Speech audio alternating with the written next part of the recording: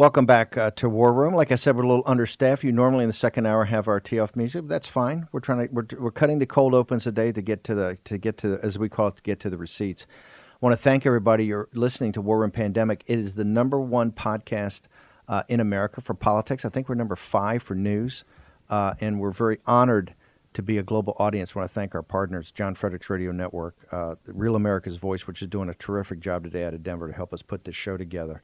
And of course, Rumble, YouTube, Facebook, we're everywhere. Ubiquitous, G News and GTV. They subtitle us in Mandarin. A little later in the day, it blows through the firewall, and also it goes to the entire diaspora of the Chinese people that are fighting for their freedom against the Chinese Communist Party.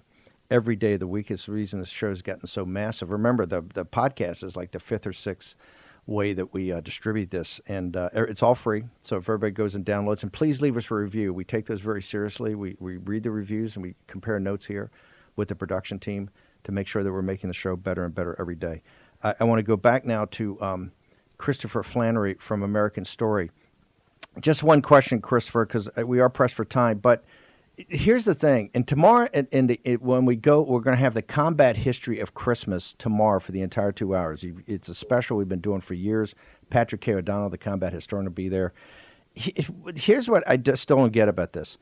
This has been nothing but one defeat after another. The combat valor and the dedication had been incredible, but this army had basically disintegrated down to its basic core. In your mind, how did Washington even come up with?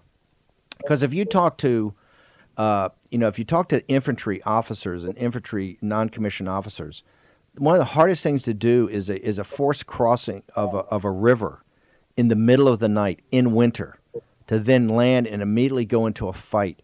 How did Washington conceive it, and how did he think he could pull it off, given the fact that they essentially, although they'd had a lot of stands and they've been very dedicated, they have basically from Long Island all the way through Brooklyn to Manhattan to White Plains all the way back down to New Jersey had suffered one defeat after the other. How did he come up with it, and how did he convince his Council of War to pull it off?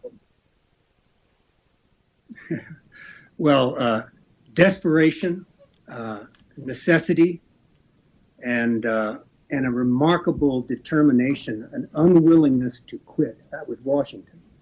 So he knew how desperate it was. And yeah, you can read the details of crossing that river in the pitch of night, in a blizzard, with chunks of ice flowing down the river and on you, trying to put horses and cannon, not just troops, horses and cannon on these boats to get across. And then to march and mile it was desperation, and Washington was not going. He was going to win or die, and that was the spirit. And he needed luck, and maybe a little divine help. Divine Providence. Victory or Death is the podcast, is American Story. We're going to have it up and link to it. We want to make sure our audience gets to all of that. Christopher, fantastic work. We look forward to having you back when we got a little more time. Christopher Flannery, Merry Christmas. The podcast is terrific. People should go to it. Victory or Death. You get in 7 minutes the entire compressed story. So thank you very much for joining us on War Room Pandemic, our Christmas Eve special. Merry Christmas, Steve. Thanks for all you're doing there. Thanks, brother. Merry Christmas. Merry Christmas. Okay, very special. We love introducing authors. We have since we're the most powerful audience in all media. One of the reasons is our people, no matter what their level of formal education, are readers. They absorb massive amounts of information, and I know this because we've had people on here, and the book sales are just blown out. I've wanted to have this gentleman on for quite a while, Rabbi Spero. He's on here today to talk about Hanukkah and the Hanukkah season. But I have to ask him, he's got a book I strongly recommend, Pushback. I think it's the subtitle is How Do We Regain the Judeo-Christian Tradition in America? It's a very powerful book, and it talks about the underpinnings of what we stand for. And the key thing you take away from Flannery is part of that Judeo-Christian tradition. Unwillingness to quit.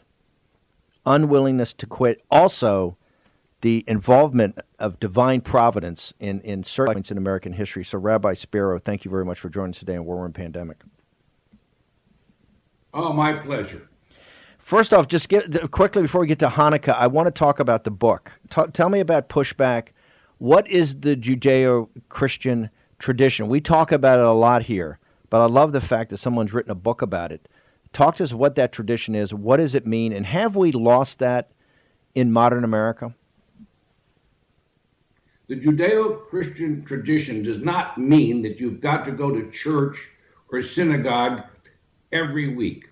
The Judeo-Christian tradition, the ethos, is a set of principles that founded America, and they work like no other set of governing and human principles. So, for example, the idea of personal responsibility and accountability, the idea of looking at a person as an individual as opposed to classifying him as a member of a group, the idea of local control. That's very important, that things should not come from some distant centralized authority, but local control. That's the way it was in biblical times, and that's how the founding fathers envisioned America. The idea that there is a morality, a right versus wrong, and of course, pursuit of happiness, meaning the right to free markets, to earn your living, and to do so without excessive government control. Free markets, what we call capitalism. And it's worked for America. It works every place that it's instituted, and it definitely is the core of our identity.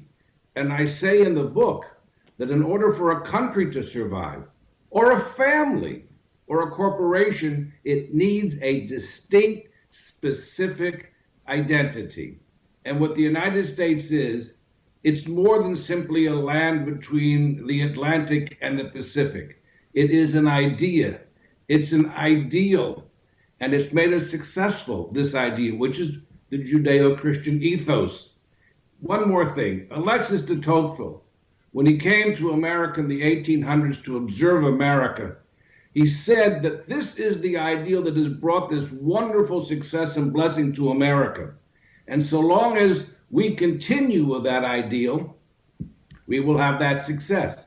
But if we change it, then we are doomed to failure. It will just become like all the other societies that eventually lost their vigor, their energy, and they atrophied.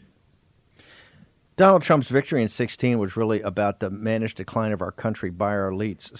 So the question is, if the Judeo-Christian tradition is so powerful and so interwoven in American society, how was it, Rabbi, that our elites seem to have lost faith in it? When I look around at people that are believers in the Judeo-Christian tradition, I see working class people, I see middle class people. But when I go to New York or Hollywood or London, and when I traveled all over the world, for Goldman Sachs, my own business, I had an investment banking finance firm for many, many decades.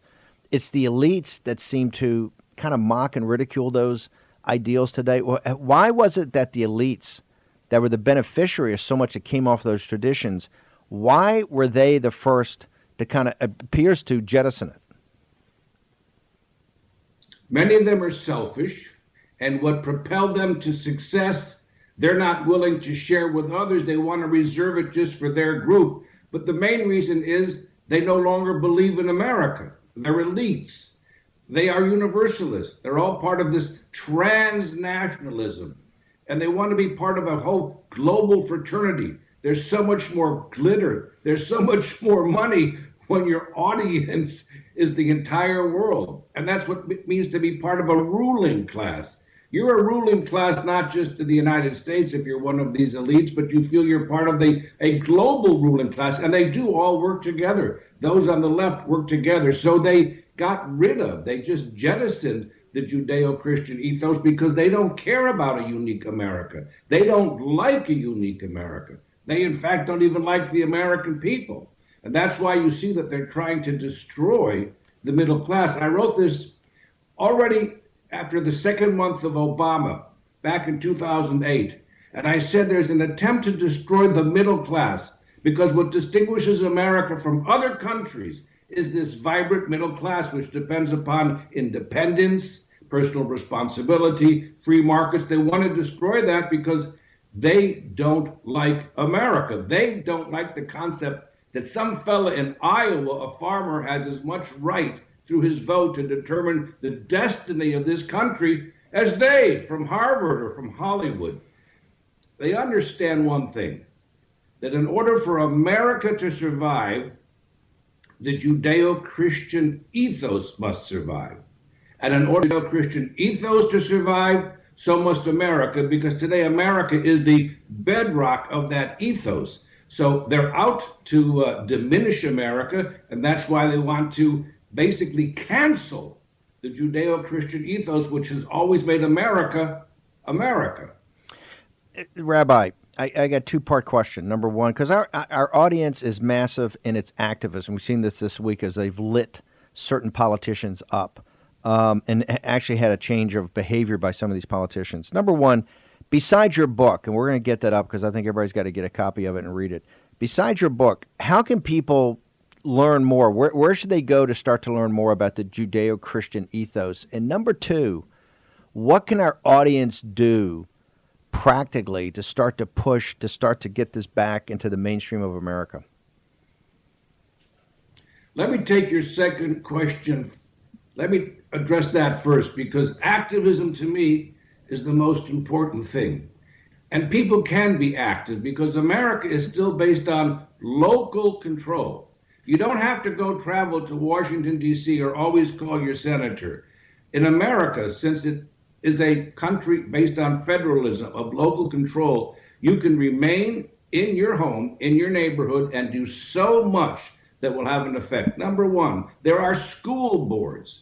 Make sure you either run for a school board or you strongly influence your school board to teach authentic American history, not critical race theory, not ideas that denigrate Americans. That's your school board. You've got your local library. Don't let them take out books under the name of white supremacy and cancel culture. Don't let them take out the books that you want your children to grow up to read that will bring them to love America. And make sure they don't bring in those books that are out to denigrate America.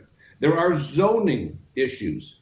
Sometimes they'll be bringing in projects to destroy your neighborhood, certain public housing, maybe to destroy your neighborhood. You have a right to protect your home. Don't feel bad about it. The first thing is you have to stop feeling bad. They've used the idea of racism and somehow whiteism to make people feel guilty, to lose their confidence. Don't do that. Between the school board, between the zoning boards, the library, your state representative, we now know for the first time how important state legislatures are. They determine the electoral college. If things would be right, we would be having a powerful state legislator fighting back in places, let's say, like Pennsylvania or Arizona. So get in contact with your state senator, your state representative. That type of activism, it's still America, and the power still belongs to the people if we have the confidence and the courage. You were talking before about crossing the Delaware. I've been to Washington's crossing there between Pennsylvania and the river right there, the Delaware River. They had the courage to do what they did. We certainly should have the courage to make a point to our local school board or run for the school. Rabbi, can you hang on for 1 second? We just want to take you through a commercial break, and we want to bring you back on the other side of the break and talk more about how people learn more about this ethos, and we want to talk about the Hanukkah season, the Festival of Lights. So Rabbi Spero is with us. We're going to take a short commercial break. Just some programming note tomorrow. I think for the, 7th or 8th year, we're going to do the combat history of Christmas. It is a deep dive into those battles that have been fought by American servicemen and women throughout our country's history over the Christmas season. Places like Bastogne, Chosin Reservoir, Trenton, Savannah. We get into all of it.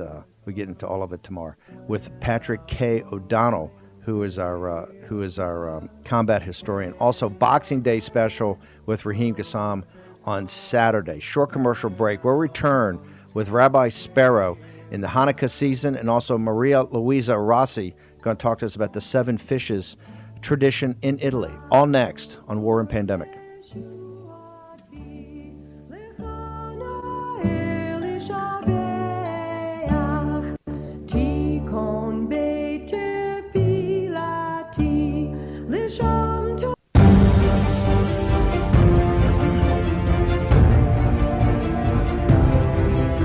War Room with Stephen K. Bannon. Here's your host, Stephen K. Bannon. Welcome back to our Christmas Eve special. This is War Room Pandemic, the number one podcast politics in the country. Number 5, I think, news show in the country, and that is ahead of NPR and Rachel Maddow, all of our friends, New York Times, Pod Save America, all of them. So, and the reason is because this audience is so powerful, so activist. Our guest is Rabbi Spero. He's the author of Pushback, Regaining the Judeo-Christian Tradition in America. So, Rabbi, before we get to Hanukkah, how do people, I want everybody to get your book, and already in the live stream and on Twitter, people are just saying they love this. It's the best explanation of the problem with the elites they've heard. Where do you recommend people go, besides obviously the Old Testament and the New Testament, where else do you recommend people go to really get to the foundational elements and to understand this Judeo-Christian ethos that underpins Western civilization, and particularly the United States of America? First of all, do read the book. It's called Pushback, Reclaiming Our American Judeo-Christian Ethos, because the Judeo-Christian ethos has reached its apex here in America with the Founding Fathers. There was a Judeo-Christian ethos to a degree in parts of Europe and England and Holland, maybe a little bit of Switzerland, but the apex, the fulfillment of the entire Judeo-Christian ethos was implemented here by our Founding Fathers in 1776. Actually, it predates that. So it's our American Judeo-Christian ethos. I just want to say something to all that are listening. We are people who have a heritage, a glorious heritage. The Judeo-Christian ethos is our heritage. We cannot allow people to steal that heritage, to rob us and our children from it. It's a birthright, and you have to fight for a birthright. Other places that you should go to find out about it, read history books that predate Howard Zinn. Read the history books that some of us grew up with. I'm 70, that we grew up with when we went to school. Those history books. Read older biographies of John Adams and George Washington and Thomas Jefferson. Read their biographies pre-1980. There's some great ones on John Adams. If you even want to go deeper than that, of course, there's the Federalist Papers. But let's say you take an old Encyclopedia Britannica before the New York Times started with all their projects saying that America was founded on slavery. Go to the old encyclopedias that were published in the 30s, the 40s, the 50s, even the 60s. You'll find out there, when you read it, what real America is about. This is worth fighting for. The Judeo-Christian ethos doesn't belong necessarily to Jews or Christians. It's a value system. It belongs to anybody who wants to imbibe in it and live by it and have a good, successful life. Rabbi, tell us about you talk about fighters, the Maccabees, and what they did about the culture and the civilization of Israel versus the Greek traditions. Walk us through what the Festival of Lights, what's Hanukkah, and what's the Hanukkah spirit and the Hanukkah message.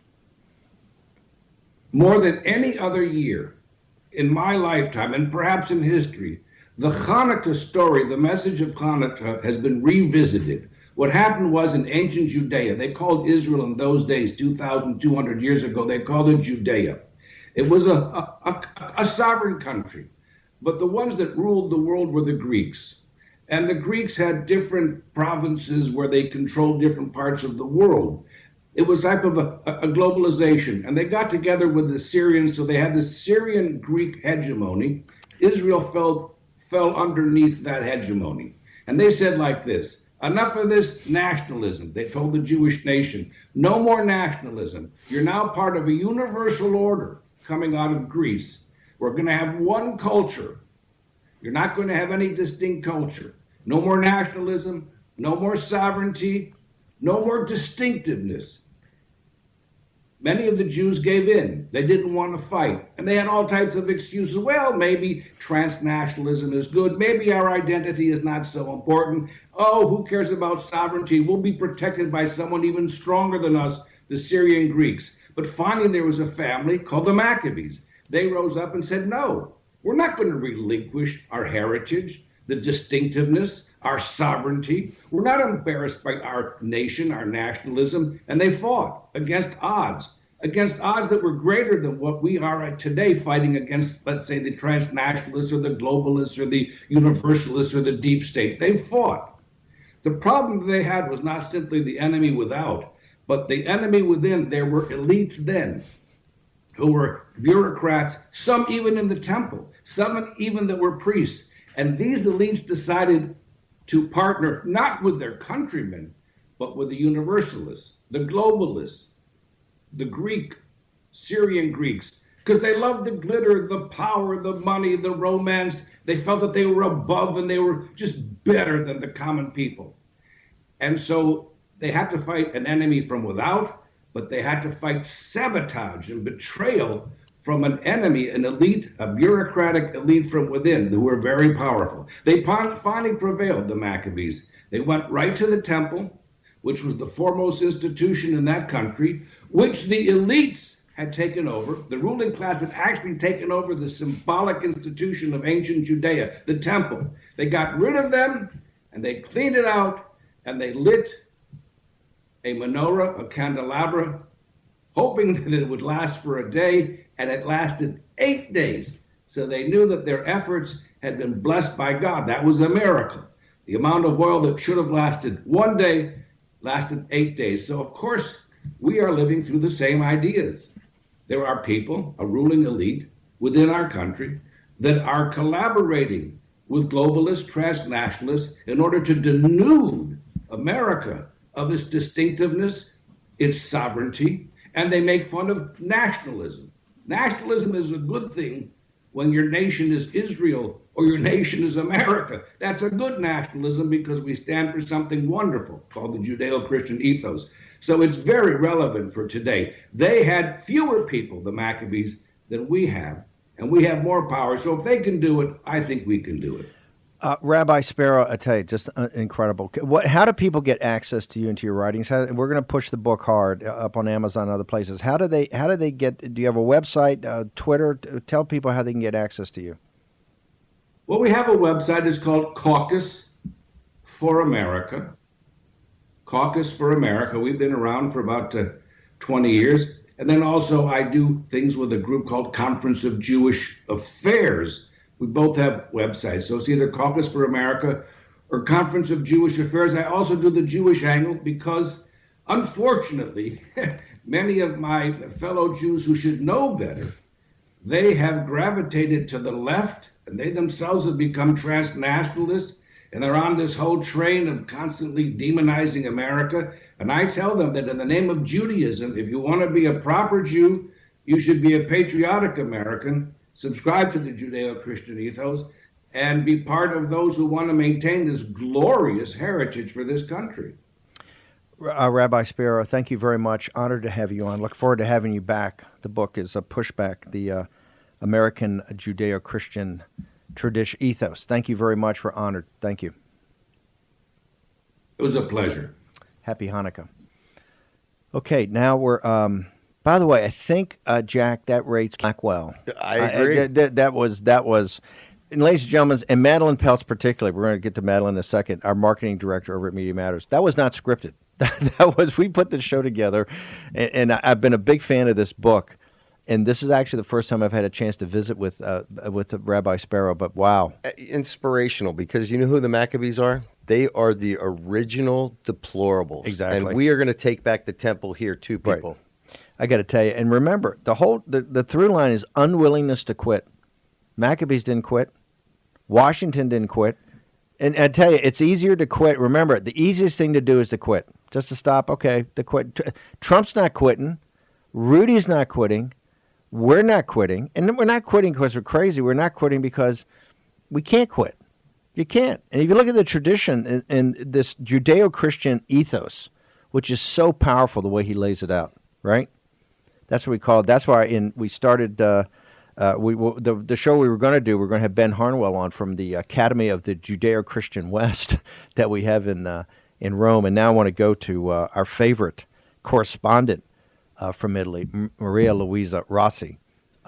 and Maria Louisa, we're jammed for time on this, but we're going to hold you over, and we've got the Preates next from Pennsylvania in a very special presentation about Vietnam and Bob Hope during Christmas. But I want to first off, we got about I tell you what, let's go to break. I want to come back and ask you about Italy. In fact, right now we got about 30 seconds. Give us, what's the update on Italy? I know you're in New York. You can't go back home. What's happening with the virus in Italy? Well, they're calling it a lockdown. I would call it a shutdown. The city and the nation actually is in red zone. Nobody can go anywhere. Italy's locked in a situation of despair. This is how they describe it to me, so much so that for the first time in 20 years, I'm not going back home. Everyone's home. Nobody can visit anybody. Christmas Eve's Mass or Christmas Mass will be held at 7 o'clock in the evening, so in a few hours from now. Only 2 people can visit per family. So this is Italy right now, hostage of the virus. Maria Luisa, you're a hostage also in New York under de Blasio. We're going to take a short commercial break. We're in return. We got Maria Luisa Rossi to talk to us about some traditions in Italy. We've also have Ernie Preate and his daughter, our comms director, in a very special presentation about the Christmas season in Vietnam with Bob Hope. All next on War Room Pandemic.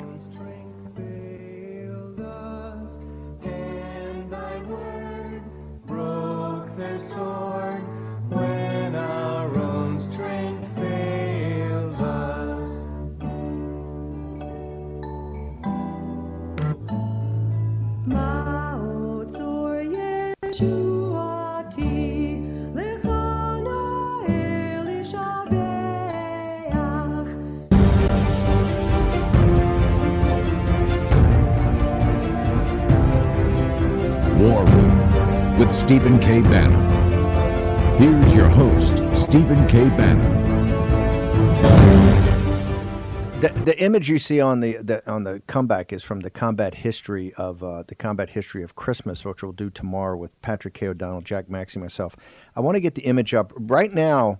If you're in a Sam's Club in Horsehead, New York, you're watching on Real America's Voice. You're watching the show live. So we want to thank the Sam's Club, or at least the guys over in the electronics department that are streaming the Real America's Voice network from satellite. And I guess they're on the dish, and this is Dish Channel 219, and we're live streaming in Horsehead, New York. Everybody there is, they've seen Rudy and they saw Rabbi Spero. By the way, Rabbi Spero, incredible, and we're going to have him back. He and Blackwell, these guys are original gangsters, OGs. And there was one thing great in the live stream, Steve. People really loved what the rabbi had to say about taking back our country, and in the context of the story of the Maccabees. Somebody, and I got to give this guy props, he just posted Michael Cotton, #Maccabees. Maccabees. That's who we got to be, people. That's genius. By the way, Michael, trademark that. Put that TM, Maccabees. We're going to be using that all the time. Also, just some quick housekeeping. We're going to get to the gifts and cards next week on the 12 Days of Christmas. We're going to do a Melissa Collins. I just want to thank her. A lovely note. And she also made this tremendous wreath.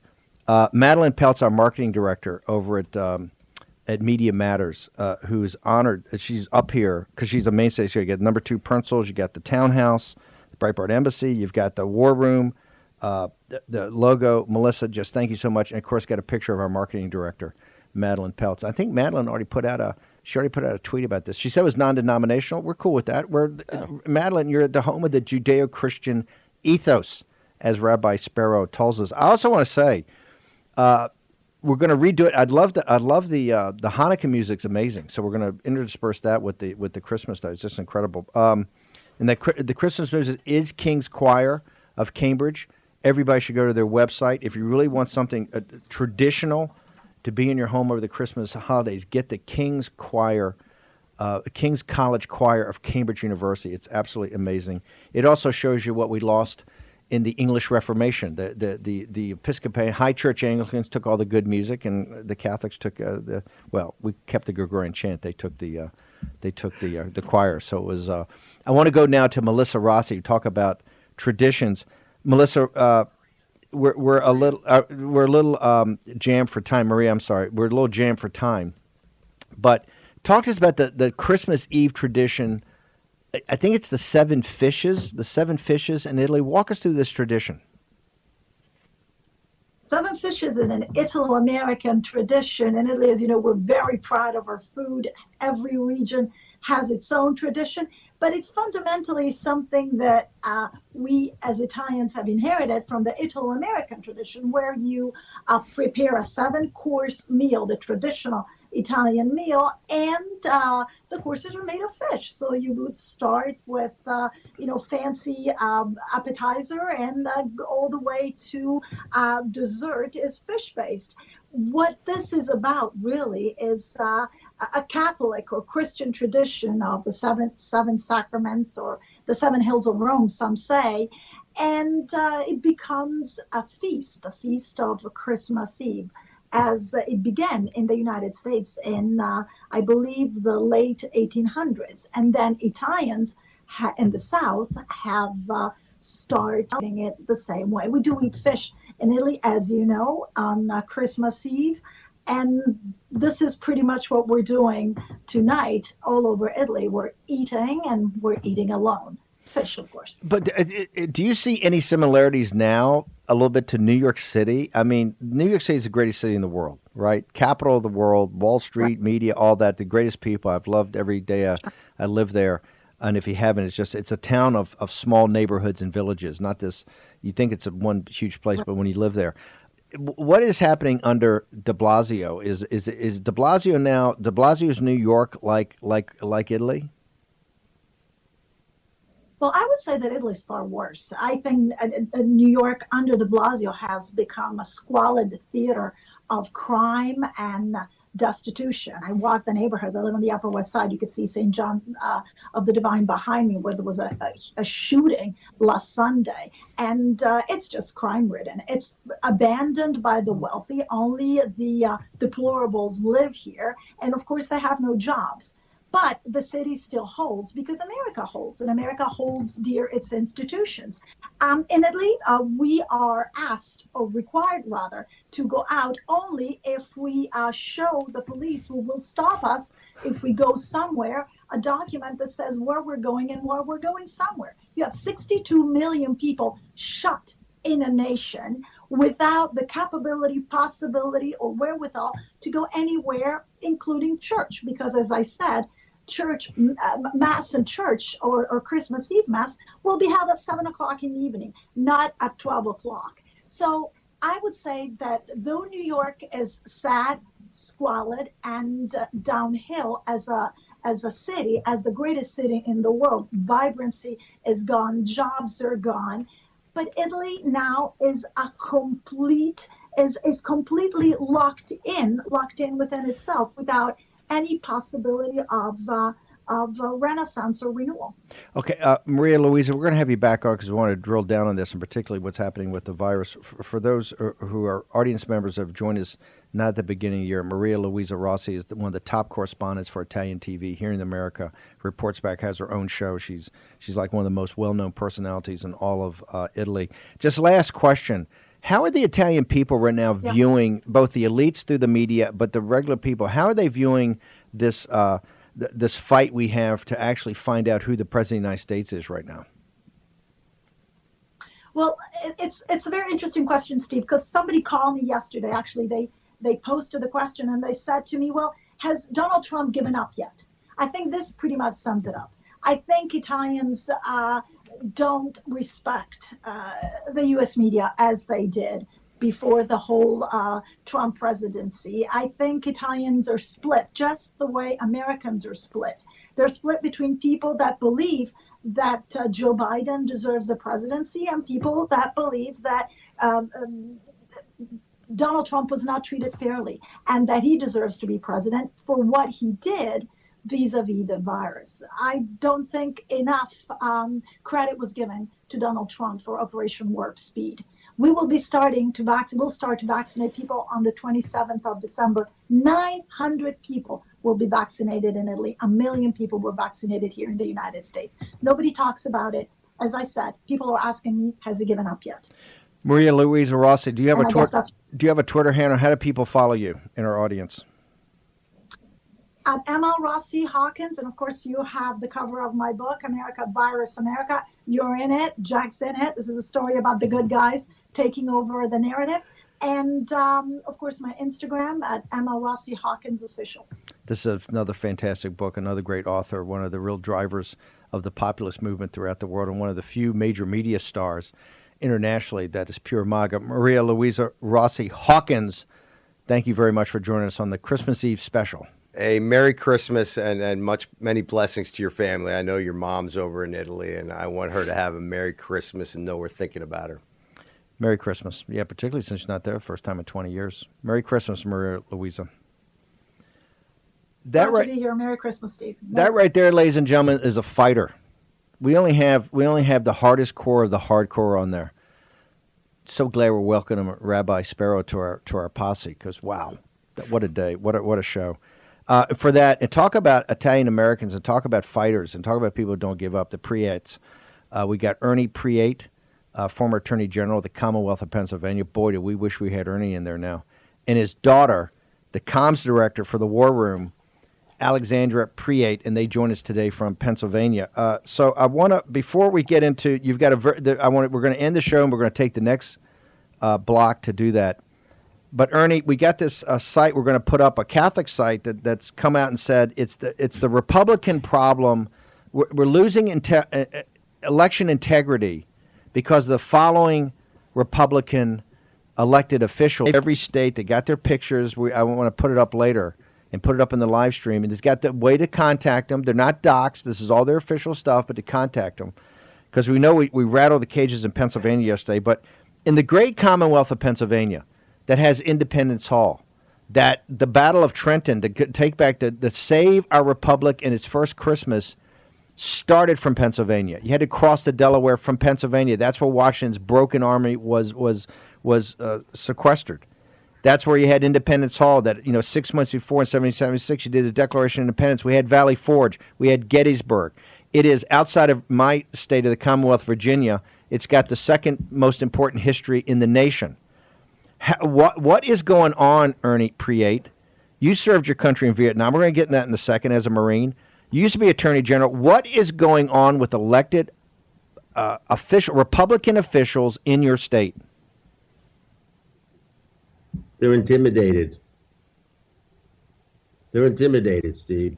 The fact of the matter is that, Maxie, by the way, is from Scranton. His family's from our neck of the woods. That's right. And I can tell you. I'm related to one of the good justices, aren't I, Ernie?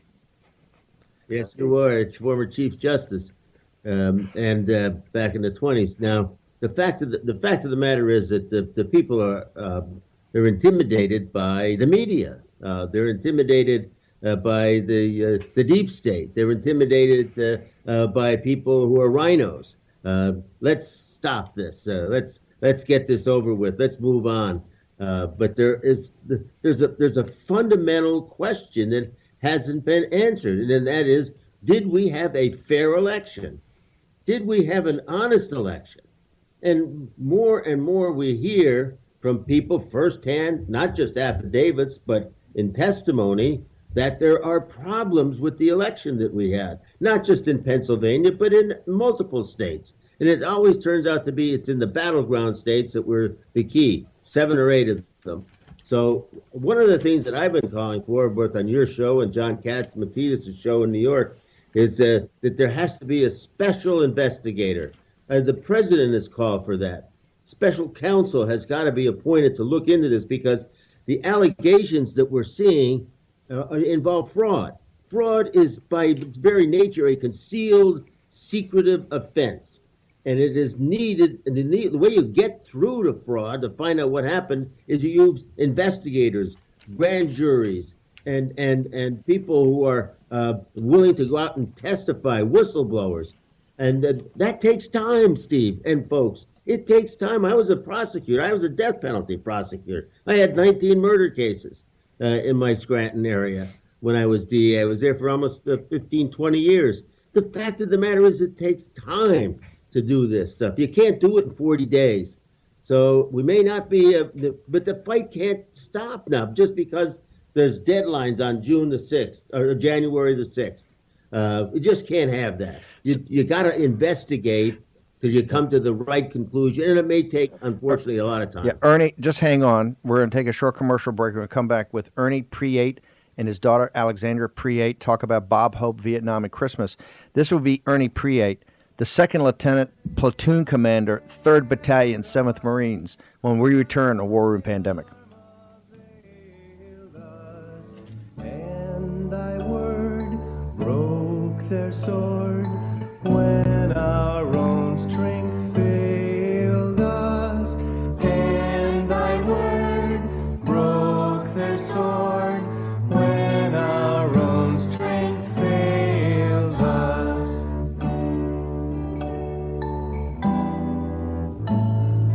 Mao Tzor Yeshuati Lechana Elishabeach Tikon Beitevi.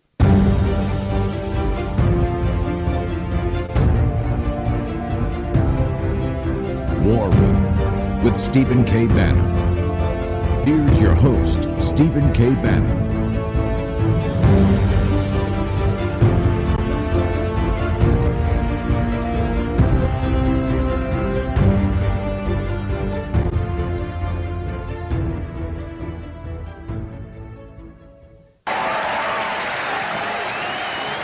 Here we are, Coochie, known the world over as Zap City.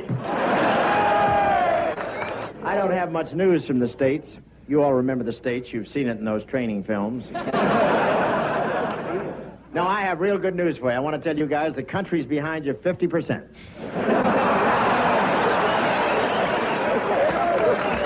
Oh, let's see, what else is new? Oh, yeah, Santa Claus is resting up at his ranch in Texas.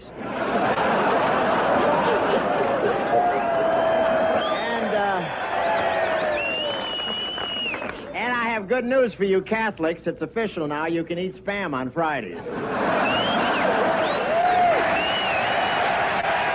That's Bob Hope and those tours he had done from World War II to all the way through Vietnam. And by the way, write that down. Hey, guys, the country's behind you, 50%. Funny how that number kind of resonates today. I want to bring back Ernie Preate and his daughter, Alexandra Preate. Ernie, you were, I think, there in Christmas 1967, then rolled over to the Tet Offensive as a young Marine, 2nd Lieutenant Platoon Commander. Walk us through what did the you may have been part of Vietnam that couldn't get to Bob Hope, but what did Bob Hope mean to the troops over there during Vietnam? Well, where I was stationed, it was called Hill 55, which is about 12 miles southwest of Da Nang, Christmas in 1967. And Bob Hope was in Da Nang, and he was in Saigon, Tan Son Nhut, I believe, too. But the fact of the matter is that we were pleased to know that he was coming to visit the Marines and the Army and the Air Force and the Navy folks when we were there, because at the time we were there was all kinds of picketing, all kinds of protests in the streets of America, and we sort of felt abandoned when we were over there. We were not supported by the vast majority of American people, but there were great riots and great protests, as you know, back in 66, 67, 68, and eventually caused President Johnson in May to stop running for the presidency. But we went through Christmas of 67. I was in 55. It was called a rocket zone. And it was called a rocket zone because the NVA would come out of the mountains west of Da Nang from the Ho Chi Minh Trail. They'd set up these Russian Ilyushin 122 millimeter rockets on pallets, and then tilt them up and light the fuse, and they'd take off, go 7 miles to the Da Nang airstrip, and they'd hit planes, fuel dumps, ammo dumps, headquarters, and people were getting killed, and we were losing a lot. And that was the focus of the media. The burning airplanes, the rockets hitting the base. But we were out in the field, and it was just like Christmas was like any other day. You didn't know whether it was Sunday or Christmas or Tuesday or Wednesday, because all you worried was you're going to take a step around a corner and some sniper or some rocket's going to come in and knock you the hell off your feet. So you were really worried at that particular time. We didn't have any. I was in combat over almost 13 months. I started out as a second lieutenant, got to be a first lieutenant in around about September, and by the time the Tet Offensive happened on January 28th, I was the regimental operations and planning assistant to some very fine Marines, Major Preble, Colonel Minor, and we were in charge of the defense of the city of Da Nang. Short story. That's the only place that the NVA did not come through. They got through to Saigon, they got through to Pleiku, they got through to Tonsanut. The one place they didn't get through, Mr. Bannon, was where the Marines were at Da Nang. Hey, Ernie, if it's possible, can you tell me a little bit about, you told me one time about the airstrike you had to call in. Is that appropriate or no? It's just an amazing story. I tell you what. Why don't we get Ernie back in a time not on Christmas? Okay. That's a smell napalm in the morning. It smells like victory. We want to have you in. Just one thing. I do want to end with the Bob Hope clip, and somebody's got to tell me we got another Bob Hope clip. But one thing, very quickly, Ernie, the Christmas in '67. You were within 30 days of the Tet Offensive, of which Walter Cronkite and everybody deemed that we lost. For the fighting men over there that didn't feel like the country had its back, did you guys feel that you had been defeated? Did you feel the Army in the field feel like, or was it just the American media and the elites? This is the American media elites. We kicked ass. I mean, our kill ratios went from 4-1 to 15-1. I mean, I'm looking at newspaper clippings from the Sea Tiger and back in those days, and we were stopping the infiltration of the rockets. 4-man, 5-man squads are taking on 100 men of NBA carrying packs and rifles and winning. Cost us some very, very fine people. But the fact of the matter is, we won the war. We lost the peace. Ernie Preate, I want to thank you very much. We certainly wish you were the Attorney General of the Commonwealth of Pennsylvania today. You're an American patriot, American hero, and your daughter's not too shabby either. Alexandria Preate, want to thank the Preates for taking time away on Christmas Eve. We're going to actually end with a Bob Hope clip. I want a programming note. Tomorrow is the combat history of Christmas. We go into the details of Trenton, of Bastogne, of Chosin Reservoir. You get to be there with one of the great combat historians, Patrick K. O'Donnell. Then on the day after, Boxing Day, Raheem Kassam's special, the Boxing Day special. We're going to now end with Bob Hope and the troops on Christmas in Vietnam. Thank you very much for participating. We'll see you tomorrow. All I got was a blur. Where'd you learn to wiggle and waggle like that? Watching your golf swing. If I ever swung like that, my caddy would kiss me. But I must say, these kids out here are crazy about you. Well, the feeling's mutual.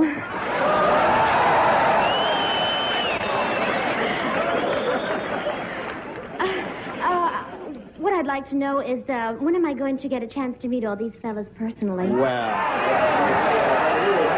they haven't. They haven't got time, honey. They're in a hurry to get back to the war.